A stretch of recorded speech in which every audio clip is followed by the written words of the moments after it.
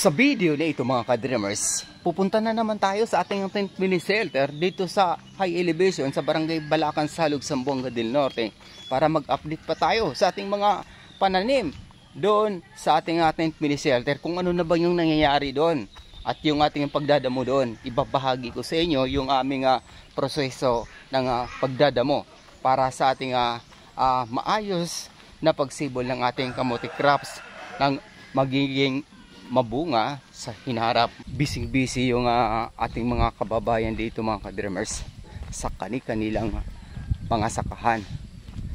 At sa katunayan, ito yung ating nadaraanan mga ka-dreamers papunta sa ating tent mini shelter, yung rice field dito. Yan, ilan pa lamang to sa mga bahagi ng rice field dito sa Balacan, Salug, Zamboanga del Norte na talagang mamamangha po tayo. At ito naman sa kanang bahagi mga ka-dreamers, ito na yung dire-diretso na rice field dito sa Balacan, Salug, Zamboanga del Norte na napakalawak. So malakawa po ito isya dito sa lugar na ito. Kaya napakaganda ng structure ng rice field dito mga ka-dreamers. Ngunit karamihan ay umaasa po dito sa patak at bugso ng ulan. Kakaunti pa lang na area yung merong patubig dito, ika nga yung mga malalapit sa ilog. Dito sa aking dinaraanan mga ka-dreamers, yung baboy sobrang laki, inahin na parang kalabaw. Kumakain po to siya ng damo mga ka-dreamers. Yan, laki niya, no? Grabe, laki ng ilang kilo kaya to. 100 kilo siguro to, no? Yung haba ng baboy na to, oh. Yan, kumakain ng damo. Ito na parang pinapastol na nga ng may-ari dito, oh, sa damuhan. Ganito dito sa Mindanao, mga alagang hayop, napakadami.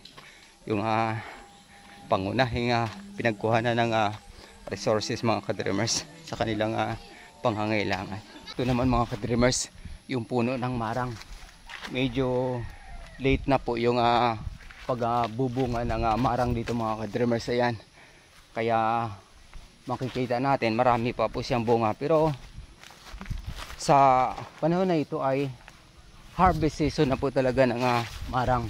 Yan, nagpapaalam na po tayo sa may-ari nito, yung aking tiyahin, na makakuha po tayo ng binhi para magkaroon tayo ng nursery at ipunla natin dun sa ating sakahan sa Mukas, Tambalang, Salug, Zamboanga del Norte. Dito naman kami nagpapahinga ni Mama kapag sobrang malakas yung bugso ng hangin at ulan mga ka-dreamers. Mula doon sa ating tent mini shelter, yan sa itaas na to yung tent mini shelter kasi mas malaki to, kaya safe po tayo dito sa malawak na kapatagan. Yan yung pakurbada nga palayan pa rin mga ka-dreamers dito sa lugar na ito bago tayo tuluyang umakyat dito sa ating tent mini shelter. Yan yung daanan mga ka-dreamers papunta doon sa ating tent mini shelter. Paakyat dito na tayo mga ka-dreamers sa alternative way, paakyat dito sa ating tent mini shelter.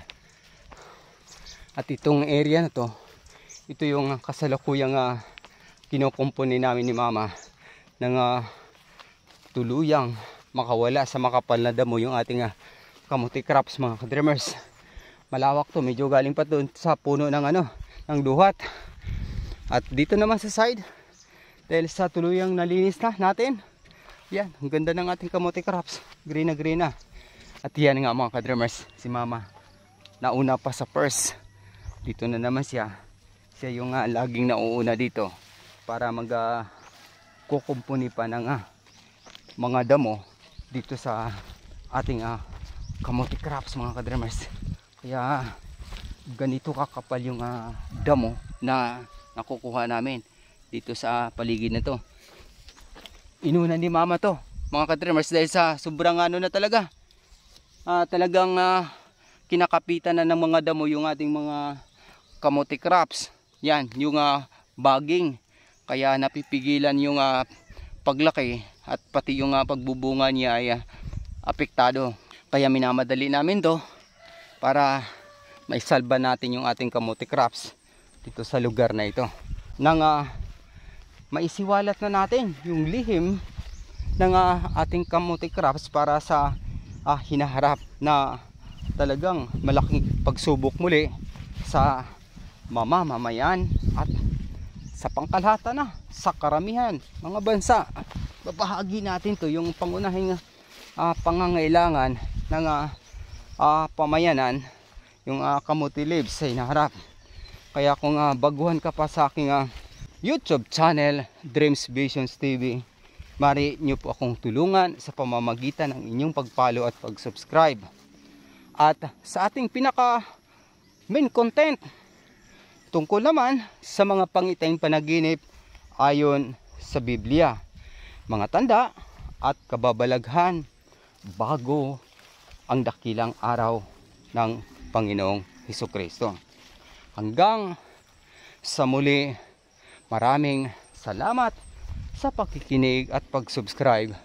Papuri sa Diyos, sa ngalan ng Ama, ng Anak at ng Espiritu Santo. Amen. God bless.